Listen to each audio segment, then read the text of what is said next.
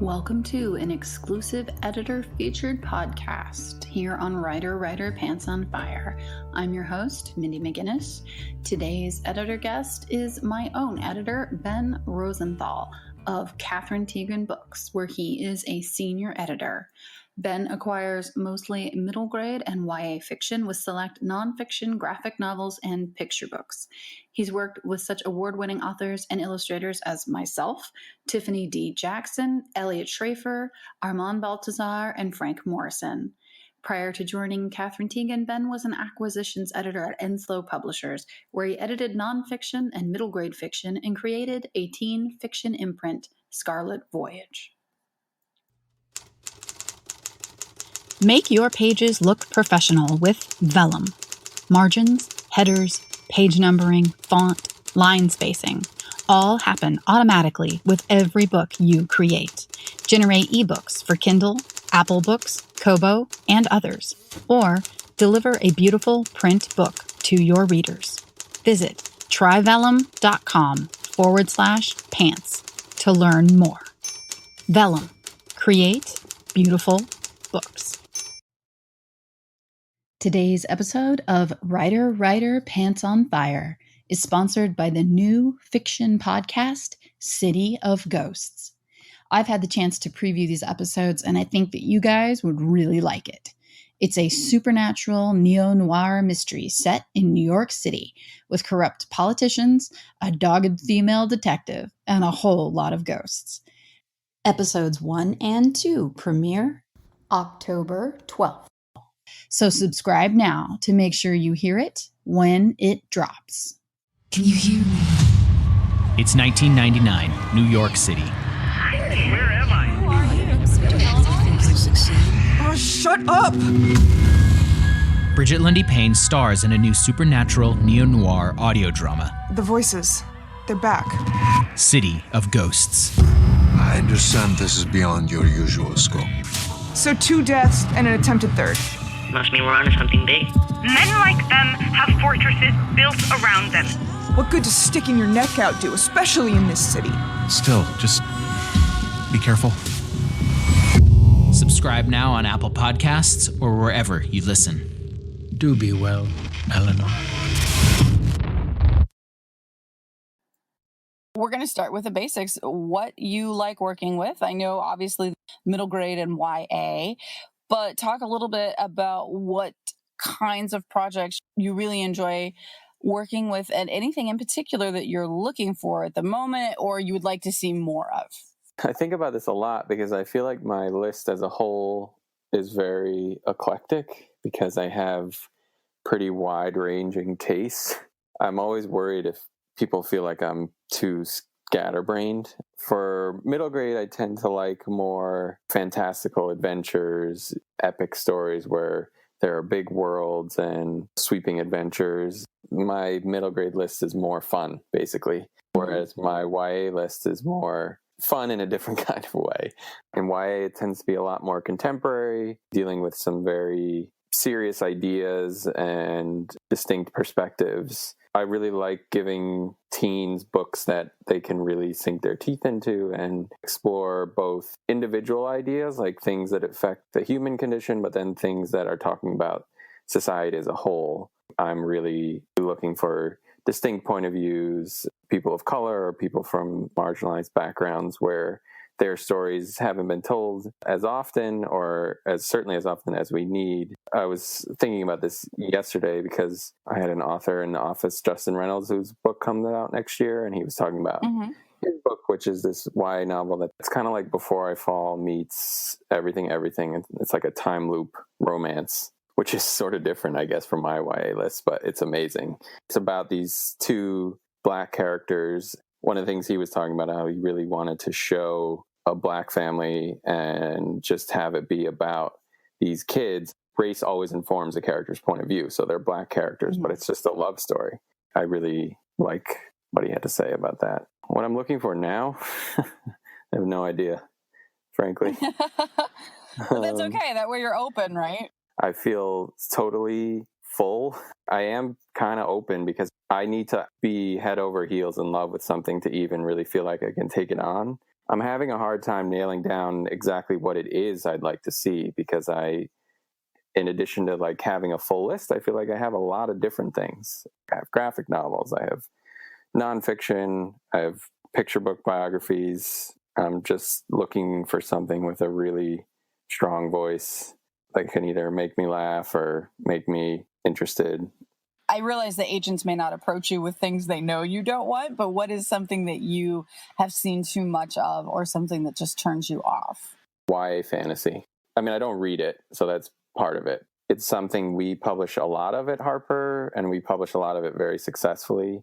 I just feel like we already have a lot of really great editors who are seeking it out and publishing it really well. It's a lot of brilliant authors. If I found something I was, enamored with, it's not like I would eliminate it, but I don't need to add that to our list because we're already doing it really well. It's a really crowded area. There's a lot of it, partially because there's a demand, clearly. Although recently I was having lunch with an agent and I said, what would be kind of cool is I'd love like a really funny YA fantasy. I always feel like YA fantasies are so dark and heavy and they don't tend to be funny. I don't know. I just think that would be kind of refreshing for the space. Like a Princess Bride. Yeah. Like I feel like that would be pretty cool. Humor's the hardest thing to write. Yeah, it is hard. I mean, you do it pretty well, but yeah, it's hard. It is not easy. And it's funny too, because even people who I'd say like are actually good at it often still don't even like make me audibly laugh. No, it takes a lot. It's definitely always something I look for because, as you're saying, it is so rare. I have a YA coming out in August called Heretics Anonymous that's really funny and made me audibly laugh. I'm excited about that. I mean, it's tough. Absolutely. Well, humor depends so much on delivery, facial cues and body language, and you don't have that. You just have the text that you're putting in front of your reader, and I think that's a huge challenge for writers. And I think specifically when that is your niche, it doesn't matter what's going on in your life personally. If you are expected to deliver humor, you better be funny. Yeah, especially consistent humor too. It's like some people can get like a couple good jokes in a book. The minor characters provide some like comedic relief, but like to make a book consistently funny, chapter by chapter, it's really difficult. The book I mentioned, Heretics Anonymous, Katie Henry, she's a playwright. She starts her manuscripts with dialogue, and her dialogue is just incredible. Not that you need to be a playwright to be funny, obviously, but it's helped her because her comedic timing is just really good. The dialogue feels very natural. I mean, with film or TV, like how many truly like funny shows or movies are there? Like truly funny where you like laugh out loud. It's a hard thing to do. It's been a while. Yeah. I will say Barry on HBO. I haven't watched it yet. Yeah. Extraordinarily funny. Brooklyn Nine-Nine is funny. Brooklyn Nine-Nine is funny. Yeah, that's a good one. And with reading too, which is why it's even harder. Like if you watch a show or like if you go to a movie and other people laugh, you laugh more. When I've gone to a comedy show, I laugh more even if the jokes aren't as funny. It's just something about like other people laughing really helps. But when you're reading, you're by yourself. So it has to be really funny for you to laugh because otherwise, I don't know, you just you don't do it. It has to be completely spontaneous. Yeah, that's difficult. If I laugh when I'm alone in a room, I'm just like, oh, I just did that. Yeah, right. It feels weird. It's like, wait, I shouldn't have done that. Like, what's happening here? That doesn't make any sense. I broke some social more. Yeah, I know. Make note, Ben likes funny stuff. I do. In order to write humor, you actually have to be funny, and not many people are actually funny. So it can't be forced. There's got to be some kind of organic quality to it where it doesn't feel like I'm trying to make you laugh on purpose. I'm just making you laugh because I happen to be funny. I think a lot of people have a misconception of an editor's role. I'm often asked, especially by aspiring writers, if my editor ever makes me change things with my books. So can you talk a little bit about what an editor does with the manuscript and how they work with the author? It's different author to author, depending on the style the author wants to work in. When I'm writing an edit letter to an author, what I'm trying to do is ask as many questions as possible, because one of the reasons I'm doing that is because I'm trying to figure it out myself too. And so my goal is to kind of look for the areas where I feel like we want to work on something, whether it be like this character's not quite working, or there's a plot hole, or it's not a strong enough through line. Pose questions to help both of us think about it. I do make some suggestions, but I'm very comfortable with an author being like, no. I mean, you've certainly said no to me on many occasions.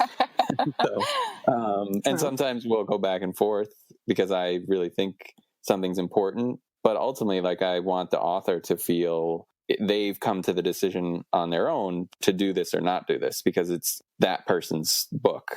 I want to try to get it to be as best as it can be, as obviously the author does.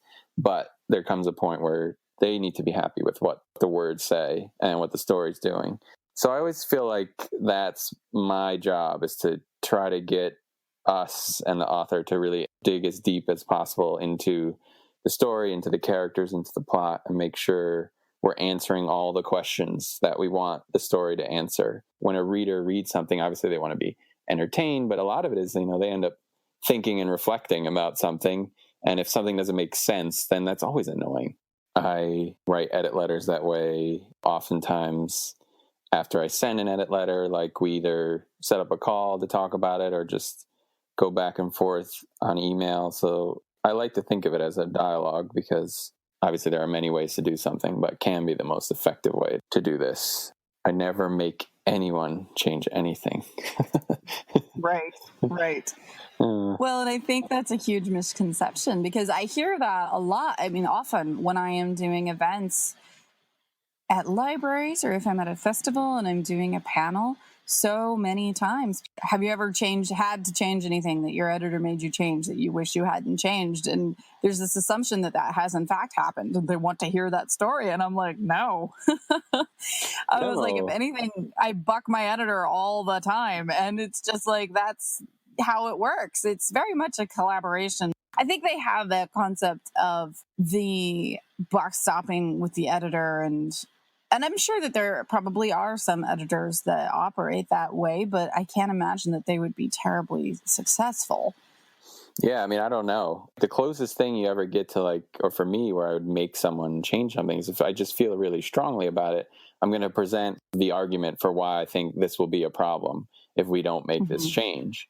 Usually, we come to some kind of agreement about why the change should be made. But I wouldn't say that's making anyone do anything. If I can present a clear argument for why something should be some way, and we agree to changing it, that's a collaborative process. If I'm imposing my will on the book, I feel like that's just a dangerous game. Agreed. And so, well, and I also think, with my experience with you and with Sarah and with Ari, my other editors that I've had, has always been that if the editor sees something, most of the time, honestly, the editor's right, and the author is too, like, personally invested in a scene or a twist or a character quirk or whatever the case may be, and they're just not seeing the issues or why it's a problem. Most of the time, my experience has been that the editors will say, this isn't working, this is why I believe it's not working, and then they offer a solution. Usually I reject their solution, but I come up with my own. Right. And we parry back and forth until we have a solution that wasn't necessarily mine, it wasn't necessarily yours, but the initial issue of this wasn't working for me, most of the time I'll come around to seeing it. Not always, but a lot of the time. And usually we come to a fix that is a result of, like, mutual brainstorming. Yeah, exactly. And I think that's the goal, is to make sure you can get to a place where the change feels very organic to what you wanted it to be. Sometimes it isn't what the editor suggests, and it isn't exactly what you suggest, but it's something in the middle, somewhere on the spectrum of whatever that change is going to be. Yeah, I think that works pretty well. Trust is such a big part of it. The more you can get on the same page as author and editor, usually the better you can work together. Vellum. It just works. Best-selling indie author Alex Lydell, whose book Enemy Contact, an enemies to lovers romantic suspense, hit number 25 in the Amazon paid Kindle store, has this to say about Vellum. There are always a ton of hangups in the publishing process, from the printer running out of ink at just the wrong moment to Amazon rejecting margins. But Vellum has been one program I can depend on. It formats my manuscripts quickly, professionally, and, most importantly, in a way that never gets rejected by any online retailers. Visit www.tryvellum.com/pants to learn more. That's tryvellum.com/pants. Vellum. It just works. PubSite is the new, easy-to-use DIY website builder developed specifically for books and authors. Whether you're an author of one book or 50, PubSite gives you the tools to build, design, and update your website pain-free. Build your site with a 14-day free trial. PubSite is easy to use. You can set up a simple site within a couple of hours, and when you're ready, enhance with features like a blog, photo gallery, book tour calendar, mailing list sign-up, social media feeds, and more. Too busy to build your own site? Have a PubSite expert build your site for a small fee. PubSite is used by authors such as Tom Clancy, Robin Cook, and Janet Daly. Visit pubsite.com to get started now. As a former librarian, people often told me they were jealous of my job because I got to sit around and read all day, which was totally not the case. I'm sure that you do a lot of reading as part of your job, but it's only a single element. I know often you tell me that you read on the train to and from work. So what is your day like at the office? How much reading is actually done at the office? Take us through the day of an editor, basically. I don't get to do a lot of reading at work. The morning is usually spent reading submissions on my phone because I get motion sick. So I have found that my phone is actually the best way to combat that on the train. The day obviously depends. There's usually some like amalgamation of meetings and emails, which is a lot of the day, frankly. Meetings with design to talk about covers, or meetings with marketing, meetings with publicity. Think of it as kind of like a film director, because you're at the center of everything and you're communicating. Like, we talk to everyone. So we talk to managing ed, the copy editors, we talk to production, we talk to design, we talk to marketing, publicity, sales. Within the company, we're at the center of the project. You kind of need to be aware of every moving piece so that we can communicate that to the author, and so that the author can communicate that to us. I mean, a huge part of the job is communication, verbal or written. I spend so much of my day talking to people. It probably is not what you'd imagine, I guess, for an editor, because it seems kind of like a sit at your desk, reclusive kind of job, I guess. And certainly there are parts of it like that, but it is amazing how much you spend your time talking or writing to people. Lots of take home, I'd imagine, then. Yeah, so most of the editing I do is either in the evenings, on the weekends, or I work from home one day a week, and that is a very important day for me. I'll be writing while I'm traveling. I'll be promoting one book and writing another, and people will say, how do you do that? How can you work like that when you're on the road and you're constantly moving? This is actually the best time for me to work because I have no other duties. Like, I can turn on the outside persona where I go and I'm doing the promotion, but I don't have to clean a house. I don't have to make any food. I don't have to mow a yard. Everything is taken care of for me. I can literally pick up a phone and have food brought to me. I'm being waited on hand and foot, like in a hotel.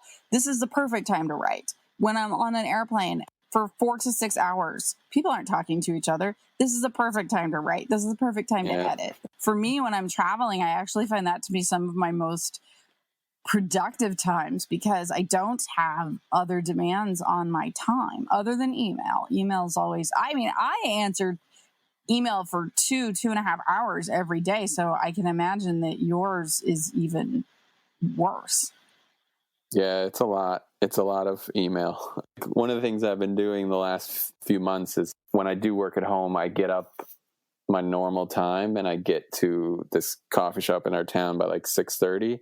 And by 9:30, I feel like I've done a full day's work because it's just so rare to get like 3 hours of totally uninterrupted.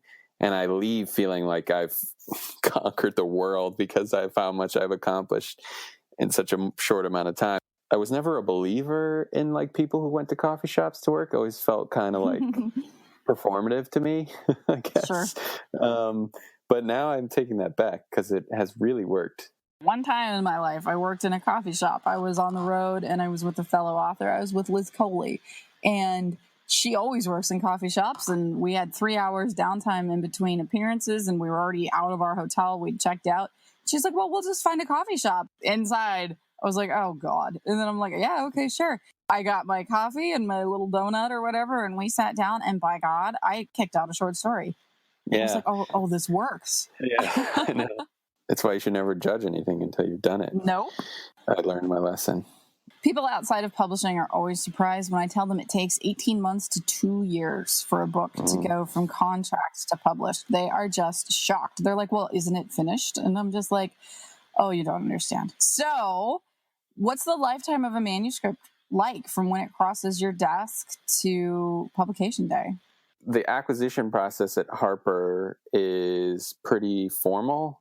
When I get a submission that I love, I'll just send it to my boss, Katherine, Tegen, and assuming she likes it, I bring it to an acquisitions meeting, and that's where different people from the heads of the various departments are there, and they've reviewed the material, and we have a conversation about it. And depending on what the situation is, if I end up getting the book, it could be like a long time before you actually work on it because you're balancing your own list, you're balancing the list at large. Well, we think about our own like imprint list, and then we think about the Harper children's list as a whole. Other kinds of factors you might think about for a book, like if you're doing a series that like would really have great Halloween promotion, like, all right, well, that has to be on this particular season.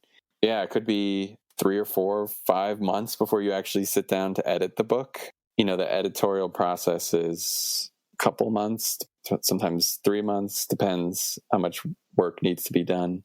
But that's just, you know, the back and forth we were talking about already. And then once a manuscript is done, you submit it to copy editing. There's the copy editing stage. And all while this is happening, like while we're working on it, having the cover designed and talking about that, you launch the book, which is like this big meeting where editors get to present their titles to the whole division.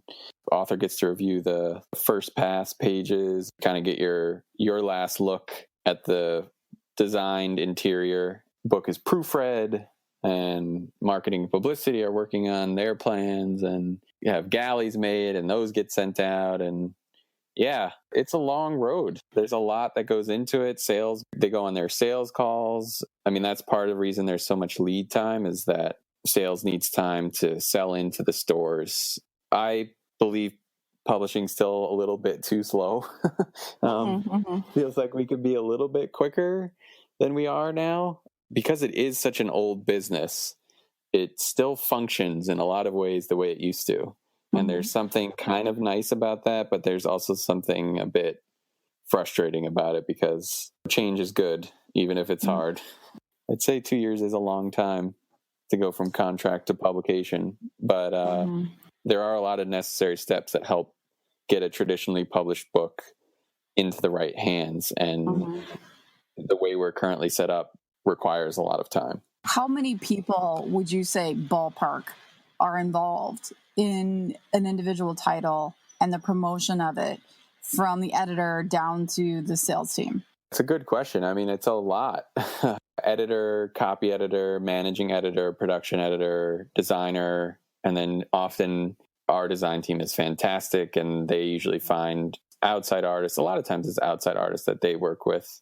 So you have potentially 1 or 2 or 3 design people, 1 marketing director, but usually they're helped by their whole team. You have a publicist. But the sales team is, because you have your independent bookstore sales reps, and they're kind of region by region. And then you've got B&N sales rep and your Amazon sales rep and your Books A Million sales rep and your Follett, Ingram, Baker and Taylor sales rep. And then you've got school and library marketing. And so, yeah, there's a lot of hands on your book at various times. One of the reasons it does take so long is because we take a lot of care in making sure we publish the best possible book or product, because so much goes into it. We want the art to look right. We want, obviously, the story to work right, and it takes a lot of time. I think it's worth it. As a writer, I actually enjoy, in some ways, that length of time, because by the time my book is out, I am somewhat emotionally recovered from the book, if that makes sense. I'm no longer emotionally attached to it. It's not my brand new baby. It's got its own legs now. It can go walk itself out into the world. So I'm able to read reviews, professional reviews, and I'm able to process things like that a little differently than when it's very, very fresh to you. It's like a wound in a lot of ways. It's got to close a little bit. Right. And I kind of agree with that, because sometimes when a book comes out, if I'm at an event and I hear the author reading it, or I don't know, if I happen to just like look at it myself, I'm like, oh yeah, I remember that part. Yeah. It's like I have to like almost dig in again. And it's kind of nice too, because it's just like, oh man, I forgot about this. This is pretty awesome. This is exciting. Yeah, no, absolutely. I feel the same way. Well, I wrote bulk of A Madness So Discreet very fast in like 3 weeks. And I picked it up one time at a conference where I was on a panel, and it was a big panel. There were like 10 or 12 people on the panel. So it would take a long time for things to come back around to me. And I happened to have Madness in my lap. So I just kind of opened it, and I was looking at it, and I would read something and be like, that's pretty good, and just be kind of taken aback and be like, oh, I completely forget writing that. I forgot that happened. It's kind of fun to rediscover something that you yourself wrote. Yeah, well, and there's a kind of fatigue when you work on something for so long. You're so deep into it, trying to make it as good as it can be. It's hard. I mean, it's hard work. Obviously, if you don't love the work, you probably wouldn't do it. Right. But just because you love something doesn't mean it isn't hard. Right. So it's that distance is helpful, because it can kind of reignite the joy, allow you to take some pleasure in it. I mean, that's even hard still. Like, it's hard sometimes to not be like, oh, we should have done that. Or, I don't do readings very often, because of the fact that I'll open up one of my books and I'll find a section and I'll start reading it. And most of the time, I'm actually editing it as I read it. People would not be able to follow along. Because right. I'm changing words, I'm dropping things, I'm skipping paragraphs. Like, why did I leave that paragraph in there? That's dumb, Right. And so people, aspiring writers, ask me all the time, how do you know when a book is finished? And it's like, it's never finished. I could read a finished book of mine right now. I'd find things to change. Yeah, I know. Yeah, it's affected the way I read too, in general. Like, I was having this conversation just the other day with Katherine and another editor at Harper, talking about how reading for pleasure has become a challenge. I've had that I've fallen into that of late, especially. I like to read like middle grade and YA because obviously I like it. That's why I work on it. But also because I like to just see what other people are doing and read those books for fun, but also just to get a sense of, why it's working or why people love it so much. When I read it, I can't help but like kind of evaluate it. That's just annoying. I'm like getting really annoyed with myself for doing that, because it's like, I just want to read this for enjoyment's sake, and kind of having a hard time. Yeah, you can't anymore. And I actually had the same conversation with Adrienne when I talked with her, because I have that experience as a writer. Adrienne has that experience from the point of view of an agent, because she'll be reading something and she said she'll even think, I wouldn't have sold it to that house. I would have taken it to this house. I think that editor would have done a better job. As a writer, when I'm reading it, I'll catch echoes. That's my big thing. I'll be like, you just used that word. Why are you using that word again? You're better than that, And then I'll always be just dialogue. I'm pulling apart dialogue. I'm assessing. I'm looking at pacing. I'm not just reading the book. A book has to be extraordinary to actually transport me at this point, because I am no longer just a reader. And it is a very frustrating thing, because this is one of my hobbies. This is something that I do for fun. This is a huge element of who I am. Yep. And it has been like contaminated in some ways by work. Oh, it's so true. So true. One of our editorial assistants, she's a big comics and like graphic novel fan. And I acquired a graphic novel like a year ago or something. And I read them a lot as a kid. Well, I read comics a lot as a kid. I'd been away from them for a long time, and I really like them, and I, read them sporadically, but like was like, all right, I really got to read this, because I want to really kind of understand the craft of graphic novel. She was like, oh, well, you should read Saga. Yeah. I think it's incredible. It's pretty high sci-fi fantasy, which isn't necessarily my thing, but it's hilarious. Like, it's really funny. I found myself watching more TV than reading, because it's not a medium I can really pick apart, because I don't know anything about it. I think, too, I just get fatigued from reading in general. I do it so much for work that when I get home, I mean, there are times where I really do want to read a book. There's something I'm excited to read, but I'm usually so tired that I'll read like 10 pages and I'll go to sleep. Well, and I actually get like migraines. Now I'm at this point in my life. Well, I started getting them in college because I had to read so much, but I just get eye strain and I get migraines from reading too much. And that's one of the reasons why whenever I'm asked for a blurb, I always ask for an ARC or a bound galley instead of an ebook, because when I am scrolling and I'm tracking with my eyes and I've got the backlight, I'll go to migraine within an hour if I'm not super careful. Even the Paperwhite and all the things that Kindle has tried to do to make it better for your eyes too, I can't do it. Yeah, and because I read on my phone and the print is pretty small, I don't really like to read on my Kindle either. But yeah, when I read at home, it's always a book. What about audiobooks? Yeah. Have you tried audio for pleasure? Yeah, I used to do that a lot, actually. I found that, not realize I had stopped paying attention. And so I would have to go, like, either go back or just be like, all right, well, I missed something. And hopefully it won't be a big enough deal for me to like not know what's going on. So I had like an Audible account for a while. I did enjoy it, but it felt like a chore. It became a chore to me, because like, all right, well, I gotta listen to this book in a month, because then I get my next credit. Do I want a long book? Because then I got to really make sure I listen to the whole thing. And if I do a short book, is that like really worth the credit then? And I don't know. It became annoying. I really like podcasts, and that's much easier. So canceled my account.